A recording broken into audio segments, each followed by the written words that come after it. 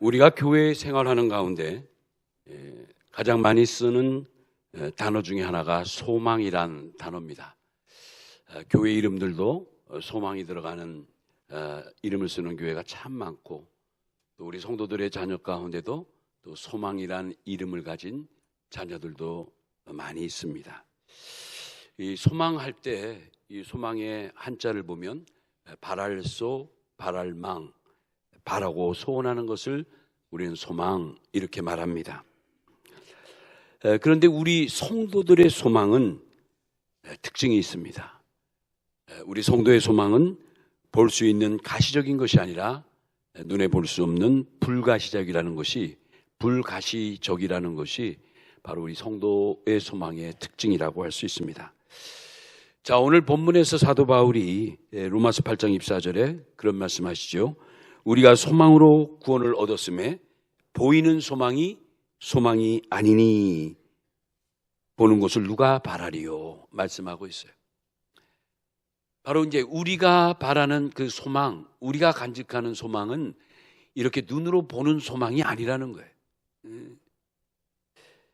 그러면서 우리가 보지 못하는 것을 바라면 참음으로 기다려야 한다는 것을 이제 25절에 말씀하고 있죠. 그러기에 이제 진정 성도라 하면 소망을 끝까지 인내하며 기다릴 줄 알아야 한다고 오늘 본문은 우리에게 권면을 하십니다.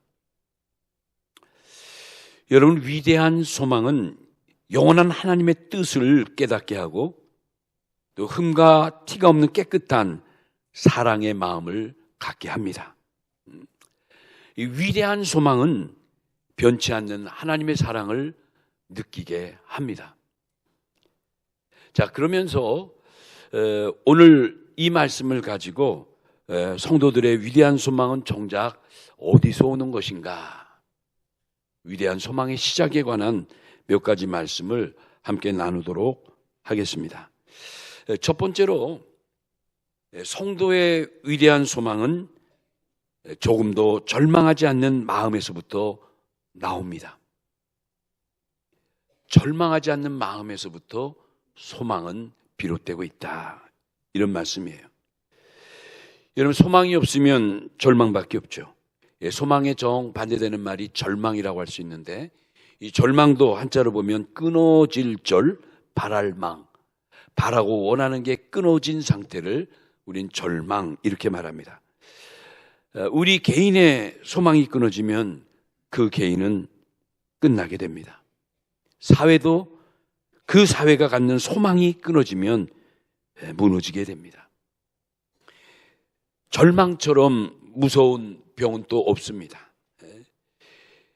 물리적인 절망이나 또는 정신적인 절망은 누구든지 죽음에 이르게 합니다. 더욱이 이 영적인 절망, 이 신앙적인 절망은 우리의 영혼을 영원한 죽음으로 내몰게 됩니다. 덴마크의 신학자이자 사상가인 키에르케고는 그에 져서 죽음에 이르는 병이라는 책에서 이런 말을 합니다. 절망은 자기 자신으로부터의 단절이다. 이런 그 표현을 꼭 한번 기억해 보세요. 절망은 자기 자신으로부터의 단절이다. 우리가 이제 성경을 보면 구약의 창세기 6장부터 7장, 8장, 9장이 믿음의 사람 노아의 사적을 전해주는 내용입니다. 우리가 잘 아는 노아가 누굽니까? 아담의 10대 손입니다. 이 창세기 6장에 보면 이 노아 시대의 사회상을 아주 적나라하게 표현하고 있는데, 제가 한번 읽어보면 이 창세기 6장 5절로부터 5절을 읽어보면 이런 말씀이 있죠.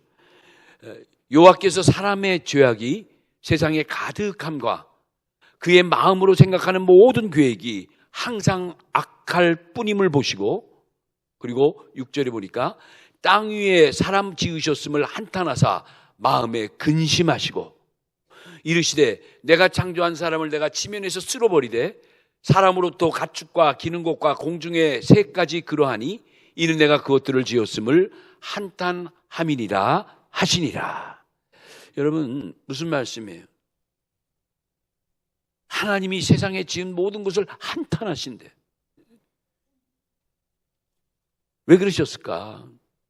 이 노아가 살던 당시의 사회상이 그렇게 하나님의 마음을 아프게 하는 심각한, 이름하여 절망적인 사회상을 지적하고 있는 거예요. 여기 이제 죄악이 가득하다, 옛날 성경에는 죄악이 관영하다 이런 표현을 썼는데, 관영하다, 가득 찬 걸 말하는 거예요. 이 죄악이 가득한다는 말은 단순히 죄악이 많아졌다는 게 아니라 이 노아 시대의 세상 곳곳에 죄악이 안 미친 곳이 없을 정도로 심각하게 오염됐다. 세상이 모든 도처가 죄악으로 심각하게 오염됐다라는 뜻이에요. 그런데 이런 절망적이고 너무나 심각한 이 노아의 시대에도 그래도 성도는 조금 더 절망하지 않습니다. 할렐루야. 창세기 6장 8절에 보니까, 창세기 6장 8절에 그러나 노아는 여호와께 은혜를 입었더라. 이렇게 참혹하고 정말 죄악이 관영한 노아 시대의 심각한 사회상이지만 8절에 보니까 그러나가 나와요. 그러나. 여러분, 우리 다 같이 한번 따라합시다. 그러나. 이 그러나란 접속사가 참 중요한 의미가 있어요. 세상이 그렇게 절망적인 세상이고 하나님이 한탄한 세상이 됐지라도, 그러나 그럼에도 불구하고 누구는 노아만큼은 하나님께 은혜를 입었다는 거예요. 여러분, 이 믿음의 사람 노아는 세상이 그렇게 절망적이어도 그럼에도 절망치 않은 줄로 믿습니다. 절망치 않았어요. 오늘 이 시대를 살아가는 우리들에게도 어떻게 보면 우리들의 삶 앞에 그러나라는 이란 단어가, 접속사가 붙어야 돼요. 세상이 아무리 살기 험하고 힘들고 아무리 죄악이 흘러 넘치는 이때라 할지라도 여러분과 나는 뭐가 붙어야 된다? 그러나. 그럼에도 불구하고 하나님의 참된 성도들은 바로 이러한 모습이 있어야 되는 거예요. 그런데 이제 이 죄악된 세상에서 우리가 성도로서 소망을 품고 살아간다는 것은 때로는 사람들에게 비웃음이 되고 또는 손가락질도 받게 되고, 그렇죠? 이런 많은 불이익이 또 오는 것도 있어요. 성도기 때문에, 예수님을 믿기 때문에 당하는 말할 수 없는 나만의 아픔들이 있는 거예요. 그런데 여러분, 이 참된 성도는 모름지기 세상 사람들의 어떠한 비웃음 속에서도 조금도 동요하지 않는 자들입니다. 아무리 남들이 뭐라 해도, 남들이 뭐 어쩌고 저쩌고 뭐 말이 많다 할지라도 진실이 하나님만 바라는 사람들은 결코 절망하지 않고 세상의 말에 흔들리지 않는다는 거예요. 왜 그럴까? 아까 노아가 얘기했죠. 그러나 노아는 뭘 입었기 때문에? 뭘 입었기요? 하나님의 은혜를 입었기 때문에 그래요. 우리도 마찬가지예요. 세상이 아무리 거꾸로 가는 것 같고 이렇게 혼탁하고 한치 앞을 볼 수 없는 이런 안타까운 현실 속에 살아가도 하나님을 신실히 바라는 성도는, 그렇죠? 조금 더 흔들리지 않는 거예요. 조금 더 절망하지 않는 거예요. 왜요? 살아계신 하나님의 은혜가 나와 함께 하기 때문인 줄로 믿습니다. 이런 믿음을 갖고 살아가는 자들이 진짜 성도인 거예요. 자, 두 번째로 성도의 위대한 소망은 말씀을 듣고 순종하는 신앙으로부터 나온다는 거예요. 말씀을 듣고 순종하는 신앙으로부터 우리의 진정한 소망이 비롯된다는 거예요. 아멘이죠.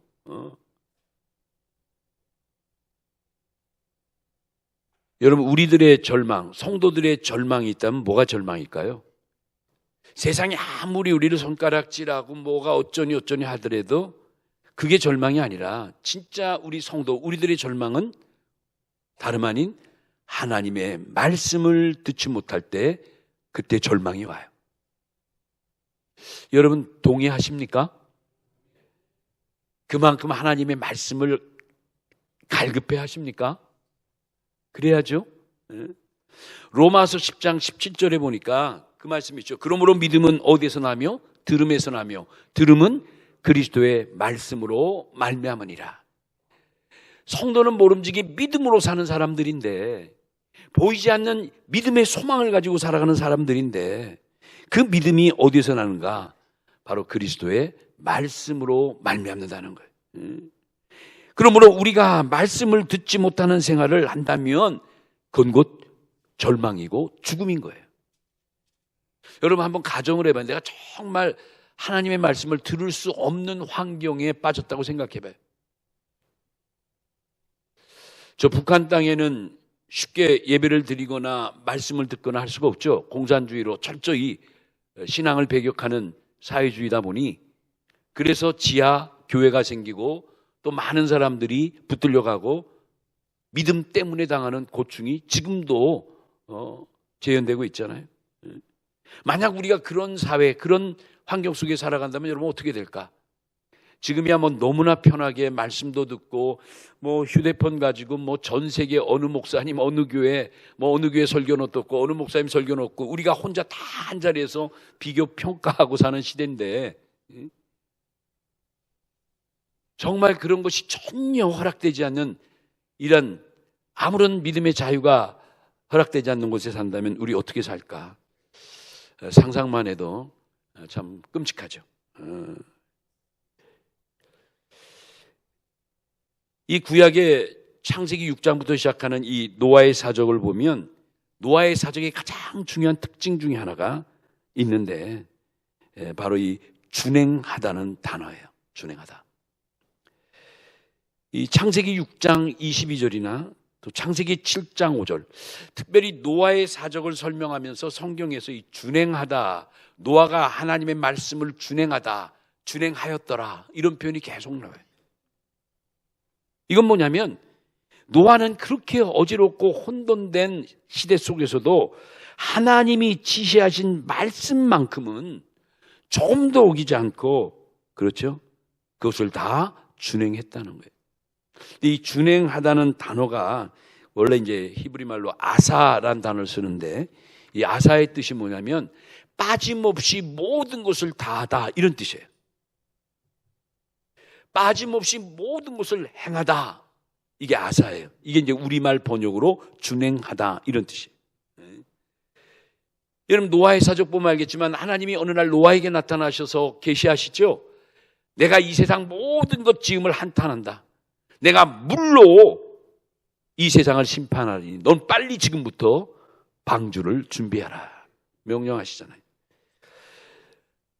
이때 이제 노아에게 하나님이 방주를 지시하시면서 방주에 대한 규격이나 구조나 뭐 여러 가지 식양들을, 설계를 구체적으로 해 주셨어요. 얼마나 복잡한지 몰라요. 여러분 그 창세기 6장 같은 데 보면 그 방주를 짓는 재료도 아무나 쓰지 않고 꼭 하나님이 지시한 규정된 나무가 있었어요. 우리 성경이 고페르 나무라고 딱 지적했어요. 옛날 성경에는 너는 잣나무로 가지고, 잣나무라고 표현했어요. 쉬운 게 아니에요. 그 옛날 하나님이 지시한 그 지정된 나무만을 골라서 방주 짓는다는 게 쉽진 않아요. 그리고 그 설계도가 보니까 뭐 1, 2, 3층으로 돼 있고 다 칸들을 치고 뭐 거기에 온갖 동물들이, 짐승들이 들어가니까 뭐 여러 가지 준비한 게 얼마나 많았겠어요. 위로 창을 내고 또 옆으로 문을 내고 뭐 몇 규빗 아예 그냥 지금의 그 세밀한 설계도처럼 그렇게 지시를 다 했어요. 그런데 중요한 것은 노아가 모든 것 빠짐없이 뭐 했다? 준행했다. 참 대단한 거죠. 대단한 거예요. 그 요한복음 5장 17절에 보면 예수님도 이런 말씀하시죠. 내 아버지께서 이제까지 일하시니 나도 일한다. 정말 예수님은 죽기까지 성부 하나님의 말씀 한 자리도 빠짐없이 다 준행하신 분이에요. 노아가 그랬다는 거죠. 노아가. 참 대단해요. 여러분, 오늘 우리가 신앙생활할 때 이런 말씀을 보면서 교훈받아야 될 건 뭐냐면, 우리도 이 시대에 하나님이 말씀하신 모든 것은 다 우리도 뭐 해야 된다? 준행해야 합니다. 할렐루야. 준행해야 돼요. 말씀을 그대로 믿고 그대로 받아들이고 긍정적으로 우리가 영접해야 되는 거예요. 만약 노아가 당시에 하나님이 말씀하신 그 모든 지시를 한 가지라도 지키지 않고 자기 마음대로 했더라면 어떻게 됐을까? 방주가 과연 온전할 수 있을까? 하나님이 복잡하지만 왜 그렇게 강조하면서 노아에게 일일이 지시를 하셨을까? 그렇게 하지 않으면 지은 방주가 문제가 생기니까. 수많은 짐승들을 태우고 엄청난 그 홍수 속에 견뎌야 될 이 방주가 웬만해서는 안 되거든요. 그러니까 하나님이 굳이 잣나무, 고페르 나무를 쓴 거 이유가 있는 거예요. 여러분, 고페르 나무는 다른 나무보다 기름져요. 그러니까 기름진 나무니까 수많은 거친 물도 잘 헤쳐나가고 그 물살에도 그 물결에도 스며들지 않고 그 기름기 때문에 오래오래 지킬 수 있는 내구성을 갖는 거예요.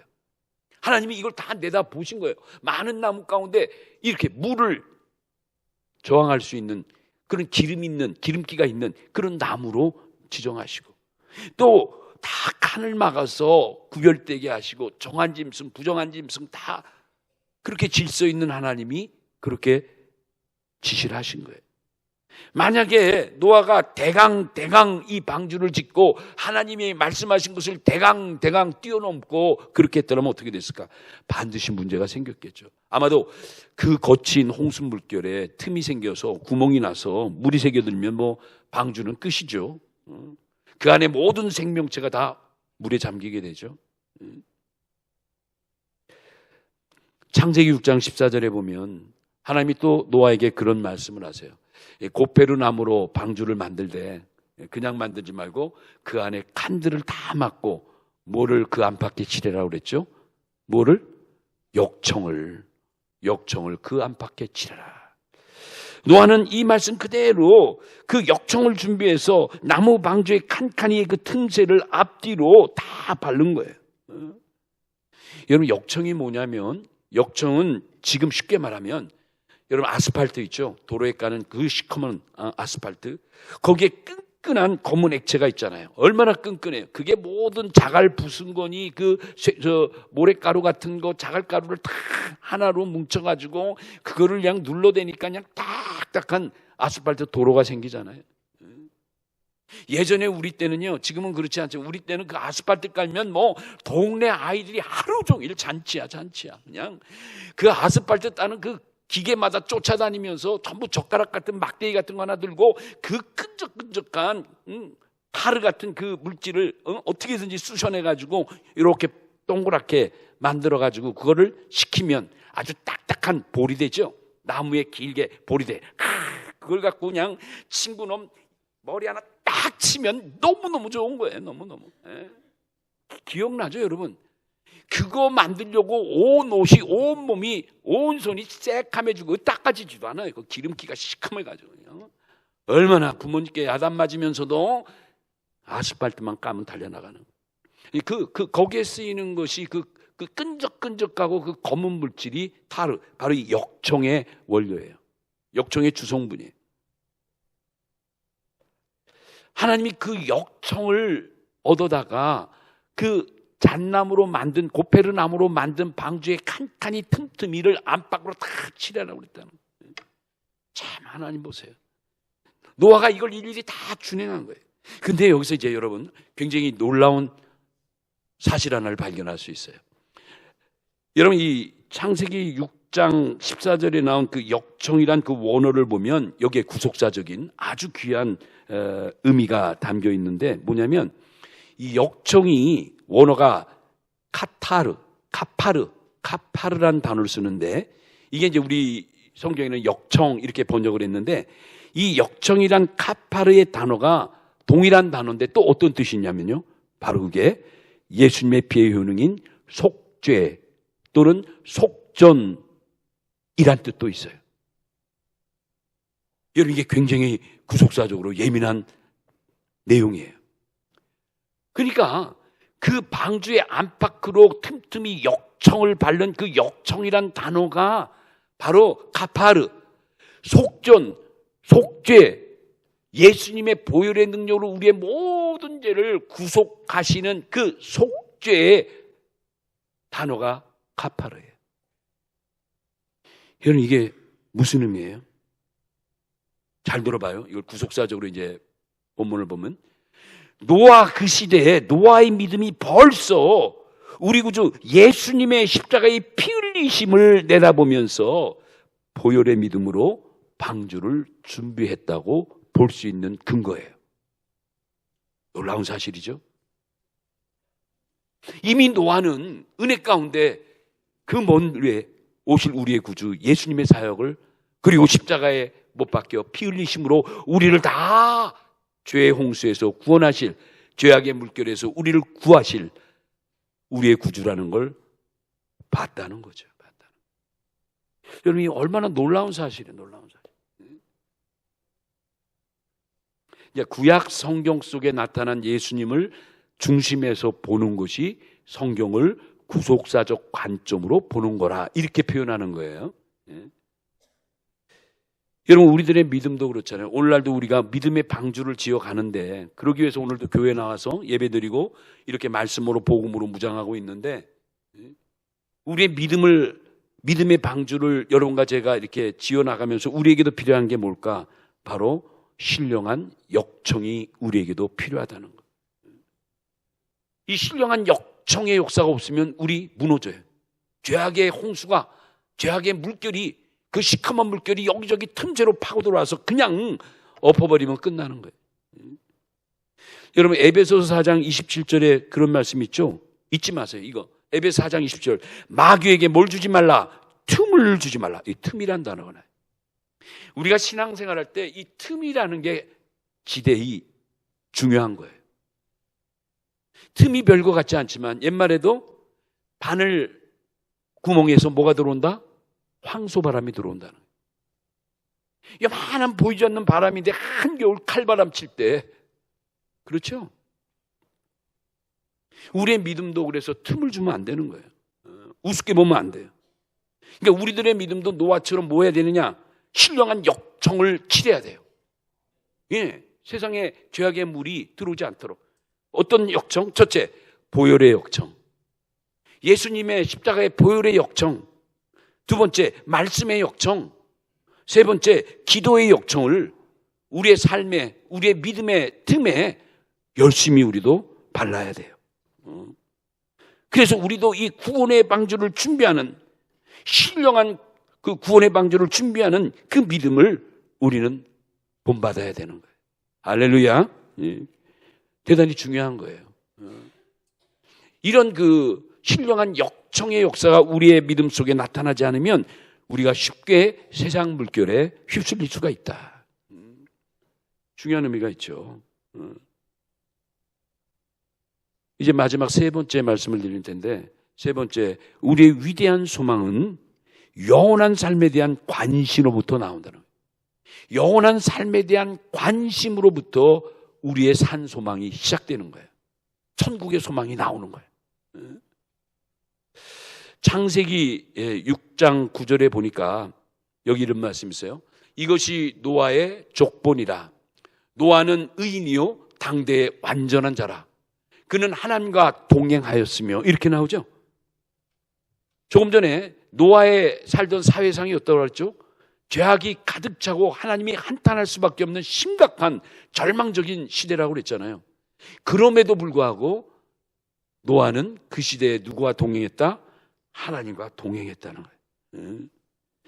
이건 뭘 말하냐면, 아무리 죄악이 가득 찼어도 노아는 하나님의 나라, 영원한 하나님의 세계에 대한 관심이 지대했다는 거예요. 이런 세상의 일로 저울질 당하지 않고 이제 하나님과 더불어 영원한 동행의 삶을 바라보고 있었다는 거예요. 노아가 사는 시대는 정말 정신 차릴 수가 없어요. 먹고 마시고 시집가고 장가가고 온통 세상적인 물결로 가득 차 있어서 이 신령한 세계, 하늘을 소망하고 윗세계를 생각할 겨를이 없는 그런 어둠의 상태인데, 그래도 노아는 마음을 지키고 정신을 지키고 믿음을 지킨 거예요. 여러분, 우리 속담에도 호랑이에게 물려가도 뭐만 차리면, 정신만 차리면 살 수 있다고 그러죠. 아무리 죄악이 가득 차고 절망적인 시대라 할지라도 여러분, 우리에게, 여러분과 저에게, 우리 성도들에게 하늘에 대한 소망이 사라지면, 그렇죠? 다시 반대로 말하면 하나님에 대한, 하늘에 대한 소망이 없어지지 않는 한 하나님의 백성들은, 성도들은 절망하지 않을 수 있다는 거예요. 이게 노아가 주는 영적인 교훈이에요. 얼마나 감사해요. 이 힘들고 어렵고 깜깜한 시대도 그래도 우리는 천국을 소망하고 예수님을 바라보고 이 구속사의 복음을, 신구약 성경의 말씀을 열심히 믿고 살아가잖아요. 주님만이 나의 구줌을 믿고 이 어두운 세상을 그래도 믿음으로 살아가잖아요. 그러한 우리들에게는 그래도 그 소망 때문에 절망을 이겨나갈 수가 있다는 거예요. 여러분, 예수님이 십자가에 못 박히시기 바로 전날 밤, 2000년 전 그 목요일 밤, 예수님이 이제 금요일 아침 9시에 십자가에 달리시는데, 그 전날 목요일 심야 거의 자정 근처에 예수님이 마지막으로 성부 하나님과 어떻게 보면 좀 정말 그 마지막 공식적인 기도로 겟세마네 동산에 가서 기도하게 되시죠. 이때 사랑하는 제자 베드로, 야고보, 요한을 데리고 같이 올라가시죠. 예수님이 그때 얼마나 애절하게 기도하셨는지 예수님의 땀방울이 핏방울 같이 떨어졌다고 성경에 나와 있어요. 그런데 그때 그 겟세마네 동산에 막 올라가실 때 그 상황만 보면 정말 어떻게 보면 너무나 절망적이에요. 이제 날만 새면 예수님도 십자가에 못 박혀 돌아가시고 모든 게 끝나는 것 같고, 오죽했으면 예수님이 정말 신뢰하고 믿을 만한 세 제자를 데리고 너희들 나를 위해 좀 기도해달라 당부하시죠. 그런데 어떻게 되죠? 그렇게 예수님의 간절한 당부를 듣고도 세 제자는 앉자마자 뭐에 들어요? 잠에 빠져들어서 예수님의 당부를, 예수님의 그 간절한 부탁을 전혀 응답하지 못했어요. 한 번만이 아니라 계속해서 깨워도 잠자고 깨워도 잠들고, 제가 오늘 일부 예배도 말씀드렸지만 이 세 제자의 그 잠든 것은 그건 인간적인 피곤의 잠이 아니다. 이건 영적으로 찾아온 어둠의 밤, 사단 마귀가 주는 잠이라고 그랬어요. 그럴 수가 없는 거죠. 자기의 스승되고 주가 되신 예수님이 내가 죽게 되었으니 너희 나를 위해서 꼭 깨워 좀 기도해줘 했는데 그래도 잔다? 그것도 몇 번씩이나 영적인 잠에 빠져버린 거예요. 사단이 역사한 거예요. 제자들에게. 마태복음 26장에 보면 마태복음 26장 40절에서 41절에 이때 예수님이 제자들이 이렇게 얘기해요. 너희가 나와 함께 한 시간도 이렇게 깨어 있을 수 없나? 얼마나 예수님이 서운하시고 안타까우면 그 졸고 있는 제자들에게 그런 거예요. 베드로에게 그렇게 한 거예요. 어쩌면 너희가 나와 함께 한 시간도 깨어 있을 수 없느냐? 나 같으면 거기 하나 더 붙였겠어요. 이 나쁜 놈들아 이랬을 거야. 예수님이 그런 말씀은 없고, 어떻게 한 시간도 깨어 기도할 수가 없었더냐 하시면서 뭐라고 그랬죠? 얘들아, 시험에 들지 않게 깨어 기도하라. 마음은 온이로되 육신이 약한 거다. 시험에 들지 않게 깨어 기도하라는 거예요. 여러분, 오늘 이 시대에도 정말 우리의 구원이 처음 믿을 때보다 가까워졌다는 표현 있죠. 여러분, 우리말에 말세 지말이란 단어 많이 쓰잖아요. 사람들이 야 지금 말세 지말이야. 어르신들께서 많이 쓰죠. 이 말세 지말의 뜻이 뭐냐면 말세하고도 마지막 때라는 거예요. 말세하고도 마지막 때. 로마서 13장 1절에 보니까 너희가 이 시기를 알거니와 자다가 깰 때가 벌써 되었도다. 이는 이제 우리의 구원이 처음 믿을 때보다 가까웠음이니라. 여러분, 이제 정말 마지막 우리 주님 재림하시는 그 마지막 때의 구원이 내가 처음 믿을 때보다 너무너무 가까워진 거예요. 이럴 때 정말 우리가 우리의 믿음을 빼앗기고 내가 이럴 때가 아닌데, 우리가 이럴 때가 아닌데, 뭐 어쩌고 저쩌고 네가 맞냐 내가 맞냐 네가 잘났냐 내가 잘났냐 네가 이겨내, 이럴 때가 아니에요. 이럴 때가 너무 아니에요. 이러다가 우리 모두 다 그냥 휩쓸려 떠내려가면 어떡해요. 오늘 주시는 말씀도 우리가 다시 한번 생각해 봐야 돼요. 나의 위치를, 나의 신앙의 위치를 우리가 점검해 봐야 돼요. 나는 과연 어디 있는가? 나는 무엇을 하고 있는가? 예수님이 말씀하시기를 너희가 환난을 당하나 담대하라. 내가 세상을 이겼노라 말씀하십니다. 요한복음 16장 33절 말씀이에요. 사랑하는 성도 여러분, 이 시대를 살아남을 수 있는 유일한 길이 바로 우리들에게 주신 하나님이 허락하신 위대한 소망을 붙들고 살아가는 것이 바로 승리의 비결이라는 것을 믿으시기 바랍니다. 오늘 이 위대한 소망이 어디서부터 시작되는가를 여러분 다시 한번 말씀을 통해 잘 정리하고 이 소망만 굳건히 붙들고 있다면 아무 문제 없는 거예요. 아무리 힘들고 나를 괴롭히고 나를 뒤 어떻게 한다 할지라도 우리 주 예수 그리스도를 향한 그 믿음의 심지를 가지고 우리가 위대한 소망을 간직하고 있다면 아무런 걱정할 거 없는 거예요. 왜 그렇죠? 하나님은 살아계시기 때문에, 우리 주님은 지금 내 곁에 계시기 때문에 그런 거예요. 오늘도 이 주신 귀한 말씀 갖고 남은 이 한 해도 여러분이 또 잘 정리하고 어떤 이 혼란의 역사가 온다 할지라도 절대 마음 흔들리지 말고 날마다 시간마다 주시는 말씀으로 무장하면서 더욱더 큰 은혜 속에 살아가는 이 시대의 신령한 노와 같은 승리의 사람들이 되시기를 예수님의 이름으로 축원합니다.